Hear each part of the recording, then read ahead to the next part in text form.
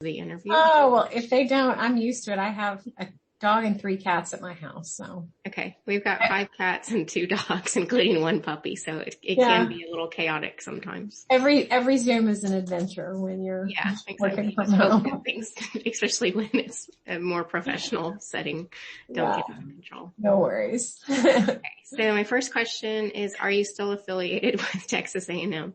Yes. Okay. And what types of activities have you been involved in this spring? Has your job been essentially the same as a clinical professor, that you're teaching a mix of face-to-face classes and clinical classes? Yes, that's correct. Still the same. And then doing some service as well.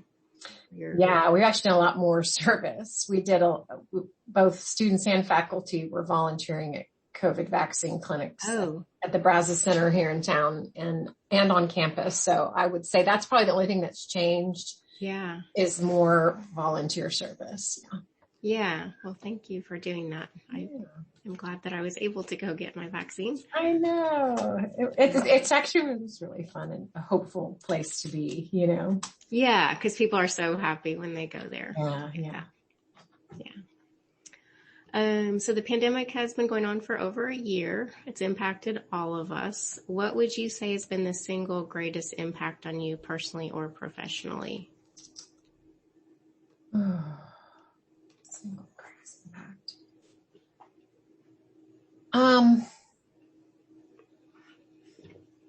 Professional, I kind of feel like there's, professionally, I would say our workload has increased dramatically. I've talked about it with several colleagues, how many more hours a week we are working. Mm-hmm. That's increased our workload and also made us very, very used to last minute, changes, pivoting. We call it the pivot. Every morning you wake up and you realize you're having to pivot. You're having to,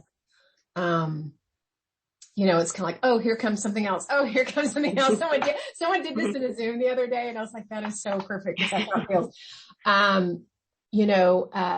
We have had a lot of people, we consider ourselves a family in the College of Nursing, and we have had so many things hit people personally in addition to, the global stuff. And so it really has been, I think that if things like this had happened 2 years ago before this happened, I would be very reactive and like, oh my gosh, this is terrible. And now it's just like, okay, what's next? One more thing. Yeah, that's the thing. And,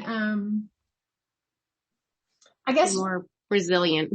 Yeah, more resilient and also more appreciative of seeing people's faces. We're all kind of back in the office, and also personally with family and friends, just things that I used to take for granted, being able to see people and do things with people and give them hugs. Those are probably the biggest impact has been on my increased appreciation for those everyday things that I took for granted. That you're starting to get back now that are getting to the other side of the pandemic. It's not full over yet, but it is different. Exactly. Yeah. Yeah. As a parent, how would you describe the pandemic's impact on your career and your work? As a parent?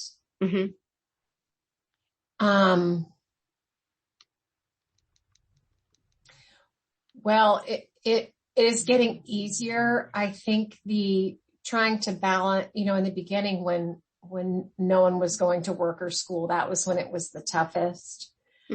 And as my son went back to in-person school and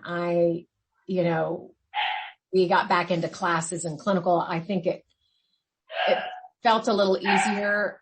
I think, sorry about that. Okay. My cat jumped off my lap and my puppy followed her. Oh, how funny. They're just. That's so cute. I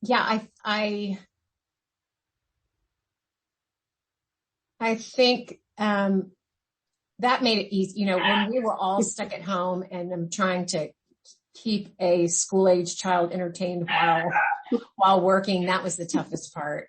But I think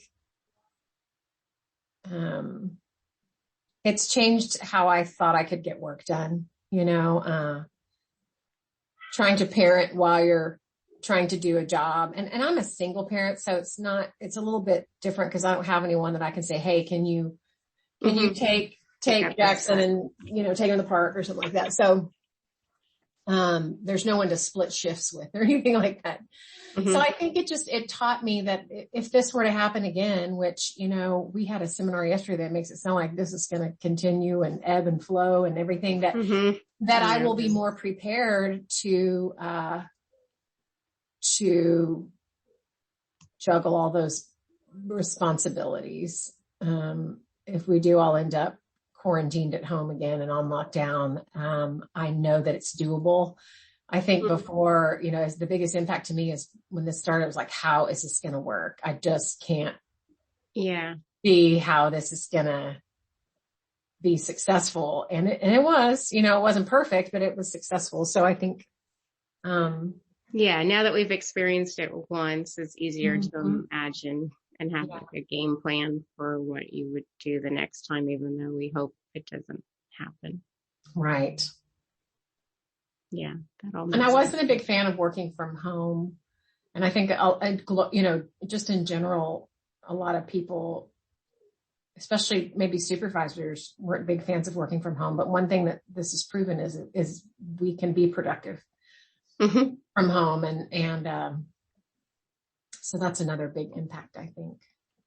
Yeah. So there might be more flexibility going forward. Yeah. For those people who want it. Because I think some people want it and some people don't. Right. Want to continue working from home. Yeah. Some people are tired of it and I get that for sure. Yeah. Okay. I'm interested in knowing how your views towards the pandemic have been shaped by your personal experiences with COVID-19 as a public health crisis. And so I'll be asking some questions about your direct experiences with COVID-19 during the pandemic. Did you ever test positive for COVID-19 or have symptoms where you assumed you had COVID-19 based on the symptoms that you're experiencing?